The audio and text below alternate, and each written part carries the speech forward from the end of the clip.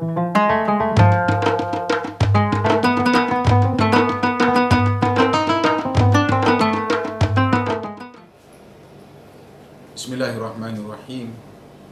Assalamualaikum warahmatullahi wabarakatuh. Kita sudah pun berada di dalam bulan Zulhijjah.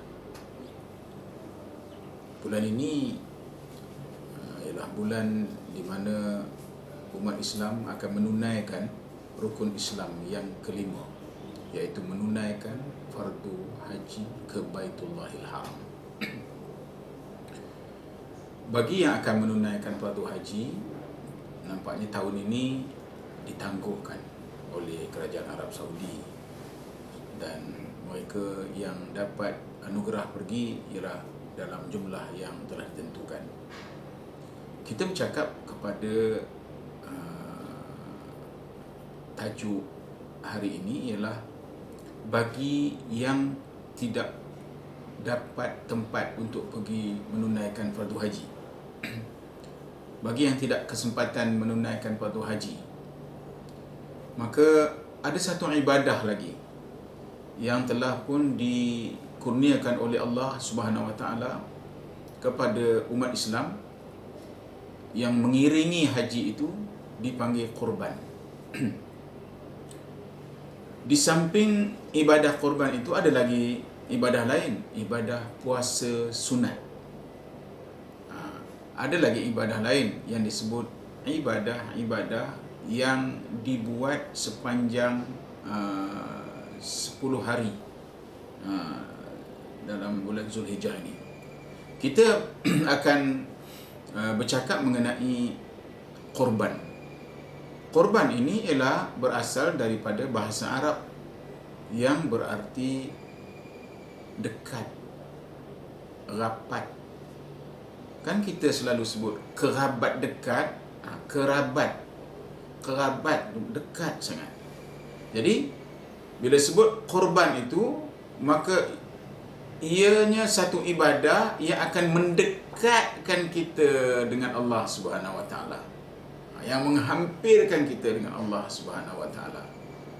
Disebut ibadah itu ialah ibadah penyembelihan binatang yang dibuat pada hari-hari yang telah ditentukan, dan binatang-binatang juga telah ditentukan. Adalah syarat-syarat lain yang kita kena baca buku dan kita kena belajar. Jadi apabila kita sebut nak melakukan korban, menyembelih binatang, maka kenapa kita melakukan korban? Untuk merapatkan diri kita kepada Allah. Pertama sekali, kerana kita telah menerima banyak sangat nikmat daripada Allah Subhanahu Wa Taala. Istilahnya kita kena bersyukur kerana kita terlalu banyak menerima nikmat daripada Allah Subhanahu Wa Taala. A'udzubillahi minasyaitonirrajim. Inna a'tainakal kautsar fasalli li rabbika wanhar inna syani'aka huwal abtar. Sesungguhnya kami telah mengurniakan kepadamu, wahai Muhammad, kebaikan yang banyak. Itu wahyu Allah kepada Nabi Muhammad sallallahu alaihi wasallam. Wahai Muhammad dan umat engkau, aku telah bagi engkau nikmat yang banyak. Mari kita tafsirkan sikit nikmat ini apa. Nikmat-nikmat yang banyak itu ialah siapa pernah mengira berapa kali dia ambil nafas di muka bumi ni?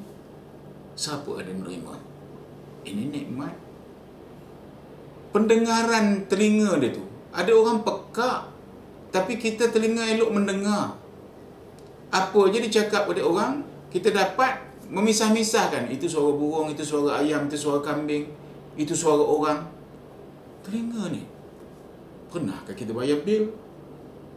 Mata ini dipanggil nikmat-nikmat semula jadi yang Allah bagi, yang tak kira lagi apple yang kita makan tu berapa bulan, berapa tahun pula nak nak menanamnya baru dia berbuah. Pisang itu makanan. Kemudahan, ada orang senang lenang, ada kereta yang selalu besar, ada Audi, ada yang kereta kecil. Ini nikmat. Dan kita tahu nikmat ini kalau Allah tak bagi, memang kita tak dapat. Kita ada ayam mak. Apa lagi nikmat? Kita belajar, kita dapat ijazah. Ya Allah, nikmat Allah Subhanahu Wa Taala. Yang semuanya itu dianggap free. Dianggap free. Nikmat Allah Subhanahu Wa Taala. Maka oleh kerana nikmat itu yang saya kata tadi, otak lagilah mahal harganya. Dia boleh fikir buruk baik. Tak, kaki, tangan, ini semua yang Allah kurnia kat kita. Tak pernah bayar bil, tak pernah bayar. Hanya Allah kata bersyukurlah. Untuk bersyukur, fasalli li rabbika wanhar. Apa dia? Maka bersyukurlah kepada Allah dengan apa? Fasalli. Fasalli itu arti solat. Li rabbika. Solat tu hendaklah semata-mata kerana Allah Tuhan kau, bukan kerana benda yang lain. Wanhar bermaksud hendaklah juga sembelihlah binatang. Wah, yang ini lepas solat katanya baru sempurna kita kerja hari itu. Korban, tumpahkan darah binatang. Fasalli li rabbika wanhar. Dalam satu ayat dia tulis situ, satu ayat sembahyang, lepas itu sembelihlah binatang. Kalau kita ikut ayat Quran ni, kita boleh berkata kalau kita sembahyang hari itu, kita tak ada menggugurkan darah binatang sembelih, artinya hari itu kosong gitu.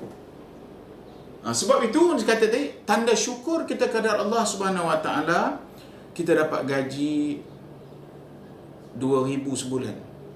Setahun 24 bulan.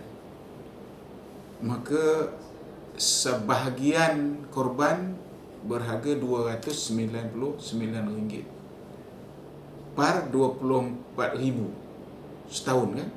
2,000 sebulan kali 20 kali 12, 24,000. Kita keluarkan RM299 satu bahagian korban kita. Cuba bayang kalau kita kaitkan bersyukur itu tadi dengan menyembelih korban. Saya agak jenuh kita nak mencari lembu untuk menyiapkan binatang korban ni. Tetapi ini tak menjadi dalam masyarakat kita. Tak menjadi. Sebab kerana sifat Allah terlalu pemurah dengan kita, bagi pendapatan, bagi kita kenderaan, anak sekolah boleh dihantar dengan kereta, minyak kereta motor kena bayar, semuanya Allah dah bagi kat kita. Tapi kita tu sendiri tak ada macam Allah tu langsung nak mudah bersedekah, sayang sangat dengan benda tu, rasa takut miskin, ini semua. Sebab itu dalam ayat yang hujungnya dipanggil innasya ni'aka huwal abtar. Allah kata sesungguhnya orang yang bencikan engkau, wahai Muhammad, tak mau dengar cakap engkau. Nabi kata pergilah sembelih korban. Orang yang bencikan engkau tu, wahai Muhammad, akan terputuslah. Dia lah yang akan terputus mendapat sebarang perkara yang diingini. Bayang tu. Dia rasa dia sayang, tapi rupanya Allah kata kalau kita benci dengan perkara-perkara macam ni, kita sebenarnya orang yang terputus dari mendapat apa yang kita inginkan. Allahu Akbar. Dengan ayat ini saja kita dah boleh bercakap bahawa bersyukur itu salah satu caranya sembahyang dan sembelih korban. Dan sembelih korban hanya 4 hari dalam masa setahun, iaitu 10 Zulhijjah, hari Tasyrik 11, 12, 13. Itu saja 4 hari. Hari lain kalau kita sembelih, kita bukan panggil korban, kita panggil sedekah. Itu perkara asas yang pertama yang nak kita bincangkan.